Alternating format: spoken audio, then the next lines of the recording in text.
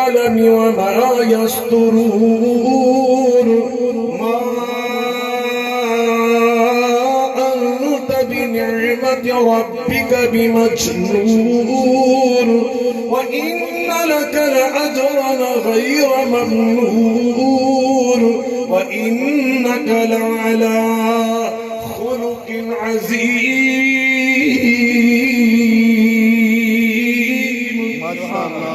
تو میں عرض کر رہا تھا موجودہ دور میں یہ بہت نعرہ بلند ہو چکا ہے. ہم پاکستان کو مدینہ کی ریاست کے مطابق انشاءاللہ بنائیں گے.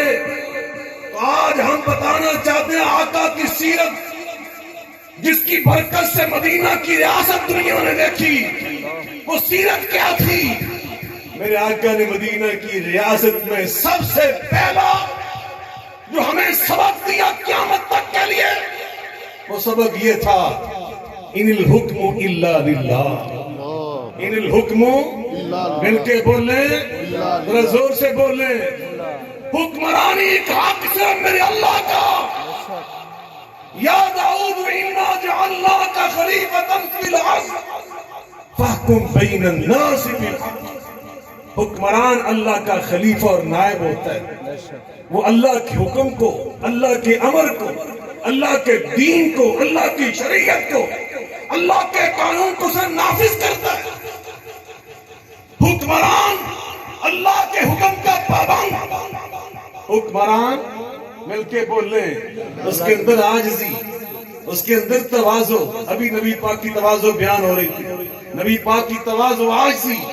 حکمران کا مطلب یہ نہیں ہوتا وہ متکبر، وہ سرکش. افسر بن جائے بندہ، کوئی بڑے منصب پہ پہنچ جائے تو اس کے اندر دوسروں کو حقیر سمجھنے کا جذبہ پیدا ہو جائے. ہرگز ایسا نہیں ہے. سورہ لقمان میں حضرت لقمان اپنے بیٹے کو وصیتیں کرتے، اللہ کو اتنی پسند آئی اللہ نے وہ ساری وصیتیں اٹھا کر قرآن کا حصہ بنا کر نازل فرمایا. وہ اصول زندگی اصل میں ان میں ایک اصول زندگی یہ اپنے بیٹے سے فرما رہے ہیں بیٹا وَلَا تُصَعِرْ خَدَّكَ لِلنَّاسِ. جب کسی سے ملنا زندگی میں تو اس کو پوری توجہ کے ساتھ ملنا، پوری توجہ کے ساتھ. ایسا نہ ہو کہ تم اس کے ساتھ ہاتھ ملا رہے ہو اور چہرہ تمہارا دوسری طرف ہو. ایسا نہ ہو وہ بیچارہ تمہارے ساتھ بات کرنا چاہتا ہے اور تو اسے اس لیے توجہ نہیں دے رہا کہ تیرے پروٹوکول خلاف ہے. نہیں، جو ابھی تمہارے پاس انسان آئے وَخْفِضْ جَنَاحَكَ لِلْمُؤْمِنِينَ. آپ نے اپنے کندھے نبی پاک سے اللہ فرما رہے آئے شاہ عرب سے فرما رہا میرا اللہ میرے محبوب تو کائنات کا سردار بھی ہے، میرا محبوب بھی ہے، نبیوں کا ایمان بھی ہے، مگر اس کے باوجود میں آپ کے ذریعے اصل میں قیامت تک آنے والے حکمرانوں کو یہ پیغام دے رہا ہوں وَخْفِضْ جَنَاحَكَ لِلْمُؤْمِنِينَ. پبلک کے سامنے آ کے کندھے جھکے ہونے چاہیے. تمہارے کندھے مل کے بولیں، زور سے بولیں. حکمران، انتظامیہ کے افسران، قومی اسمبلی کے ممبران، آپ کے کندھے جھکے ہونے چاہیے. سید القوم خادمہم. جو قوم کا سید ہوتا ہے وہ ان کا خادم ہوتا ہے، وہ ان کا خادم. عدی ابن حاتم رضی اللہ تعالی. حاتم تائی کا نام تو سنا نا آپ سب نے، بڑا تو حاتم تائی. ہم کہتے ہیں نا کسی کی سخاوت کے وارث ہے. یہ حاتم تائی اتنا بڑا سخی تھا. حاتم تائی کا بیٹا تھا عدی، اور عدی کوئی عام انسان نہیں تھا، بڑے باپ کا بڑا بیٹا تھا. علم کا بہت ماہر تھا اور مذہب کے اعتبار سے وہ عیسائی تھا. اس نے نبی پاک صلی اللہ علیہ وسلم کی شہرت سنی. نبی پاک صلی اللہ علیہ وسلم کے بارے میں اس کے دل میں اشتیاق پیدا ہوا کہ میں جا کے دیکھوں محمد مصطفیٰ علیہ السلام کیسے ہیں. کہتا میں آیا، میرے گلے میں صلیب کا نشان لٹکا ہوا تھا، میں عیسائی تھا. کہتے آ کے جب میں نے مدینہ میں دیکھا، نظم و ضبط دیکھا، مدینہ کی ریاست کو دیکھا، اور پھر میں نے یہ دیکھا کہ مسلمان صحابہ کرام جو امت ہے اپنے نبی کے ساتھ محمد مصطفیٰ علیہ السلام کا اتنا احترام، اتنی محبت کرتے ہیں، تو میرے دل میں خیال آیا کہ یہ نبی نہیں ہے، یہ اچھے سمجھدار دنا بادشاہ ہے، یہ اچھے ایک سیانے اور دنا حکمران ہے۔ کہتے ہیں مجھے آپ کی مجلس میں بیٹھنے کا جب موقع ملا، مسجد نبوی تھی، آپ کی مجلس تھی، میں بھی بیٹھا ہوا تھا، این اس مجلس کے دوران میں آپ کی اتوار کو دیکھ رہا تھا، جانچ رہا تھا۔ ایک بوڑھی اماں غربت کی وجہ سے، جس کے کپڑے بہت میلے کچیلے تھے، اس کے پاؤں میں جوتا بھی نہ تھا، گرد و غبار سے اس کے پاؤں گل سے اٹے ہوئے تھے۔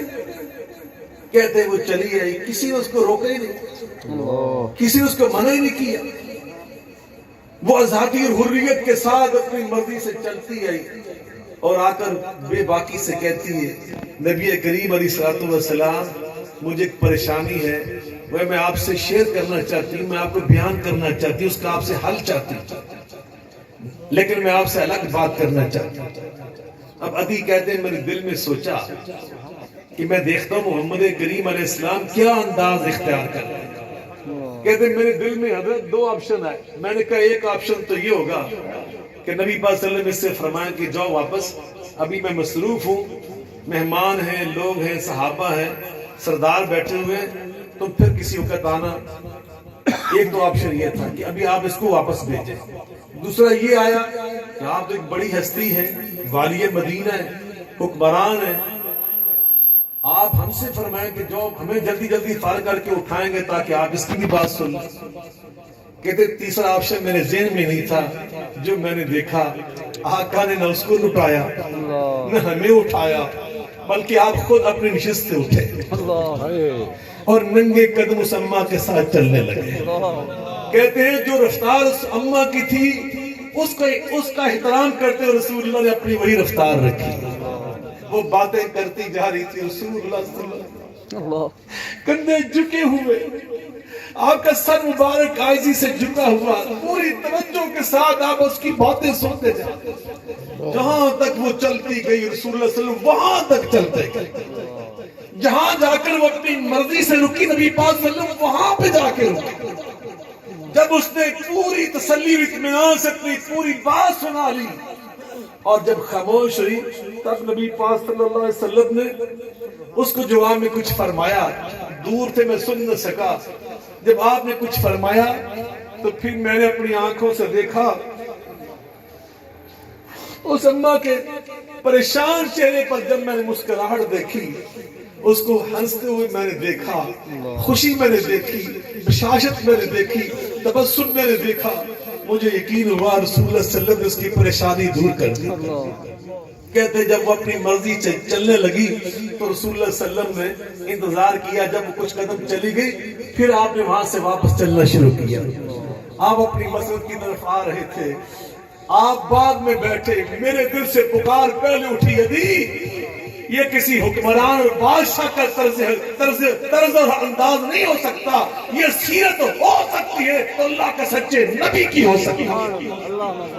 کہتے ہیں میں نے اللہ کو پکارا اور نبی پاک کے بیٹھنے سے پہلے رسول اللہ کا کلمہ پڑھ لیا، ان الحکم الا للہ۔ ریاست مدینہ میں انتظامیہ، افسران، بڑے سردار، وہ قوم کے خادم ہوتے ہیں۔ عربی میں وزیر، جو لفظ وزیر ہے نا اردو میں، یہ عربی کا ہے، اور وزیر کا مطلب کیا ہوتا ہے؟ بوجھ اٹھانے والا۔ کیا ہوتا ہے اس کا معنی؟ مل کے بولیں، زور سے بولیں۔ وزیر کا معنی بوجھ اٹھانے والا، دوسروں کا خیال کرنے والا۔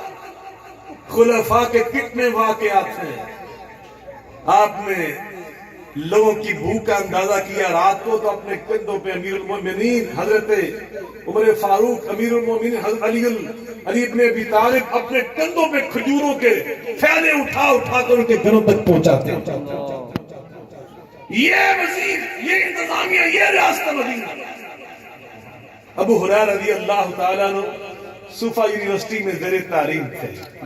یہ اللہ کا میرے اوپر بھی شرف ہوا کہ مجھے اللہ نے 5 سال مدینہ منورہ میں مدینہ یونیورسٹی میں پڑھنے کا موقع عطا کیا، اور صحابہ کی یاد تازہ کرنے کے لیے، نبی پاک کی یاد تازہ کرنے کے لیے میں اکثر و بیشتر صفہ چبوترے پہ جا کے بیٹھتا تھا، مغرب عشاء سے کے درمیان میں مسجد نبوی میں رہتا تھا، یا وہاں بیٹھتا تھا یا اللہ کے فضل و کرم کے ساتھ 5 سال منبر نبوی کے ساتھ بیٹھتا تھا۔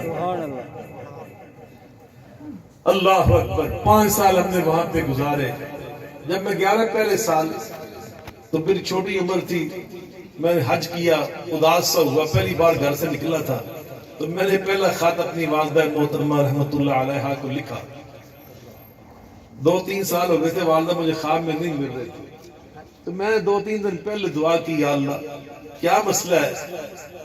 تو مجھے آج رات ہی خواب میں ملا، آج رات گزری۔ اللہ اکبر، اللہ ان کو جنت میں اعلیٰ مقام عطا فرمائے، اللہ کی ولی تھی۔ تو مجھے انہوں نے پہلا خط لکھا جواب میں، وہ میں نے سنبھال کے رکھا ہے۔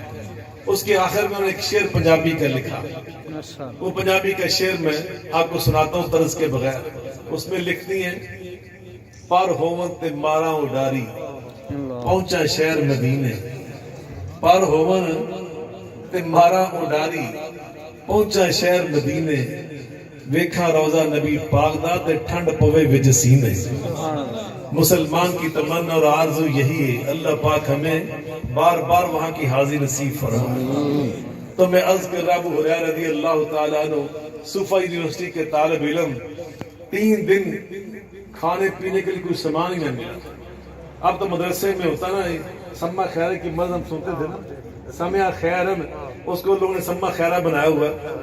وہ یہ طالب علم ہوتا، کہتا ہوں فلاں مدرسے میں نا بڑا اچھا کھانا ملتا ہے، تو جلی بسرا بن کے کئی طالب اتنے ٹر جاتے ہیں، اتنے 2-4 دن گزارے، تو پھر پتا لگا کہ اس کو فلانے مدرسے جس کو چنگا 2 دن ٹر گئے۔ وہاں تو یہ صورت نہیں تھی، 3 دن کے بھوکے، کہتے ہیں میں نڈھال ہو گیا، نڈھال ہو گیا۔ بالآخر مسجد نبوی کے دروازے پہ لیٹ گیا۔ جناب عمر فاروق گزرے رضی اللہ تعالیٰ عنہ، تو میں نے ان کو نا ایک مسئلہ پوچھنے کی غرض سے روکا۔ اندر سے میرا مقصد یہ تھا کہ جب میں بولوں گا نا تو میری آواز کی نقاہت اور کمزوری سے ان کو احساس ہو جائے گا کہ میں 3 دن کا بھوکا ہوں، تو یہ کوئی نہ کوئی تحفہ مجھے لا دیں گے کھانے پینے کا، تو میرا بندوبست ہو جائے گا۔ کہتے ہیں میں نے مسئلہ پوچھا، انہوں نے مسئلہ بتایا اور وہ چلے گئے۔ میرا مسئلہ جو مقصد تھا وہ نہ سمجھے۔ تھوڑی سی دیر گزری، مسند امام احمد کے اندر یہ واقعہ موجود ہے۔ کہتے جناب ابو صدیق رضی اللہ تعالیٰ تشریف لے، میں نے ان کو روکا، پھر میں نے ان سے وہی مسئلہ پوچھا، مقصد میرا وہی تھا۔ کہتے ابو صدیق بھی مجھے مسئلہ بتا کے چلے گئے۔ کہتے تھوڑی سی دیر گزری، خود نبی کریم رؤوف الرحیم صلی اللہ علیہ وسلم تشریف لے آئے۔ اب میں نے جرأت کر کے ہمت کر کے نبی پاک سے بھی وہی مسئلہ پوچھا،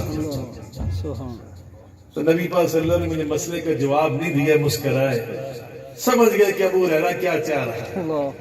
کہا کم یا باہر، وہ چھاڑا ابو ہریرہ مسئلے تو اٹھتا، میرا ہاتھ پکڑا اور مجھے گھر لے آواز دی اندر ہماری ماں کو کہ کوئی شے کھانے پینے کی، انہوں نے کہا کچھ بھی نہیں، دودھ کا البتہ ایک پیالہ فلان ساری صحابی کے گھر سے تحفے کا بھی آیا ہے، فرمایا وہی لے آؤ۔ ماں جی نے وہ بھیج دیا، پیالہ ایک فرماتے مجھے فرمانے لگے ابو ہریرہ مسجد میں واپس جاؤ، وہ جو 70 صحابہ ہیں میرے صفہ والے، تیرے رفقا اور ساتھیوں سب کو بلا لو، وہ سب 3 دن سے بھوکے۔ کہتے ہیں میرے دل میں سوچ آئی کہ دودھ کے ایک پیالہ 3 دن کے 70 بھوکے صحابہ بنے گا کیا؟ مگر وہ فرمان رسول ہو رہا تھا۔ میں گیا، میں لے آئے، 70 نے آ کے جگہ بنا لی، بیٹھ گئے، آ کر میرے ہاتھ میں پیالہ تھما دیا، ابو ہریرہ سب کو پلاؤ۔ کہتے پہلے نے پینا شروع کر دیا، وہ پیتا رہا، میں سوچتا رہا کہ اب پتہ نہیں کیا بنے گا۔ کہتے جب اس نے پیالہ اچھی طرح سیر ہو کر دودھ پی کر مجھے ہٹا کے دیا تو میں نے دیکھا دودھ کا بھی ایک قطرہ بھی کم نہیں ہوا تھا۔ دوسرے نے پیا، تیسرے 70 نے پی لیا۔ میں پیالہ لے کر نبی پاک صلی اللہ علیہ وسلم کے پاس پہنچا تو آپ فرماتے بقیت انا وانت یا باہر، ابو ہریرہ میرا خیال میں اور تو ہی رہ گئے۔ میں نے کہا جی اللہ کے رسول، فرمایا فقعد فشرب، ابو ہریرہ بیٹھو پہلے تم پیو گے، تم سب کا بچا ہوا پیے گا تو خود محمد مصطفیٰ علیہ السلام۔ یہ ہے حکمران، یہ ریاست انشاءاللہ الرحمن یہ بنے گی پاکستان میں. کہہ دیں انشاءاللہ, زور سے کہہ دیں انشاءاللہ.